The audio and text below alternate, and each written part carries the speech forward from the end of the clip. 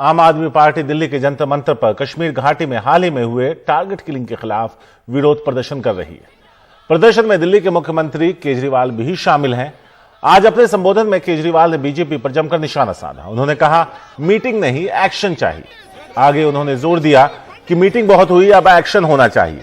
BJP बताए कि उसके पास इसके लिए क्या प्लान है। इससे पहले केजरीवाल ने कहा कि कश्मीरी पंडितों को टारगेट किलिंग हो रही है, इससे पूरा देश दुखी। इसके अलावा हमारे कुछ जवान भी शहीद हुए। लगातार हो रही टारगेट किलिंग से परेशान होकर अब कश्मीरी पंडित एक बार फिर कश्मीर से पलायन को मजबूर हो गए।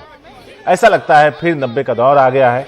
ऐसे में कश्मीरी पंडितों की सिर्फ एक ही मांग है कि उन्हें सुरक्षा दी जाए, लेकिन बीजेपी इन्हें सुरक्षा देने में नाकाम रही है। आपको बता दें कि पिछले एक महीने में कश्मीर में 9 लोगों की टारगेट किलिंग आतंकवादियों ने की है।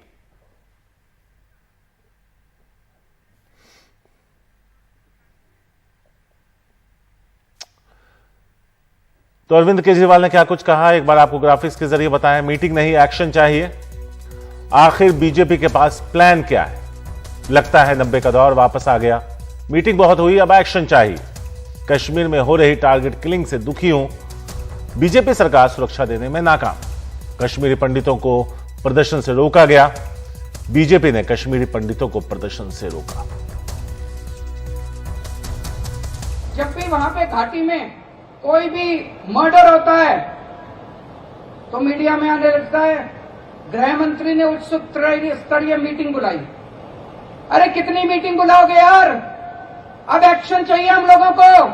अब कश्मीर एक्शन मांगता है, भारत एक्शन मांगता है, हिंदुस्तानी एक्शन मांगते हैं। बहुत हो गई तुम्हारी मीटिंग। योजना क्या है तुम्हारे पास? प्लान क्या है तुम्हारे पास? प्लान बताओ देश को। एक्शन कब करोगे? कश्मीरी पंडितों को चुन चुन के मारा जा रहा है, कत्लेआम किया जा रहा है। आज फिर से कश्मीरी पंडित अपनी जन्मभूमि छोड़ने के लिए, पलायन करने के लिए फिर से मजबूर हो गए हैं। जब उनका नरसंहार 1990 में हुए थे और वो लोग चिंतित हैं, दुखी हैं, जब वो इसके विरोध में सड़क पे प्रदर्शन करते हैं तो आज की वहां मौजूदा भाजपा सरकार उनको प्रदर्शन करने के लिए भी अनुमति नहीं देती। उनकी जो कॉलोनियां, कॉलोनियों के बाहर ताला लगा दिया जाता है, उनको उनकी कॉलोनियों के अंदर बंद कर दिया जाता है। ये किस तरह का बर्ताव है? ऐसे वक्त जब सरकारों को उनके साथ खड़ा होना चाहिए, ऐसे वक्त जब सारा देश उनके साथ खड़ा है, सरकार अगर इस तरह से अपने ही लोगों के साथ इस तरह का बर्ताव करेगी तो आदमी का दुख दुगना हो जाता है।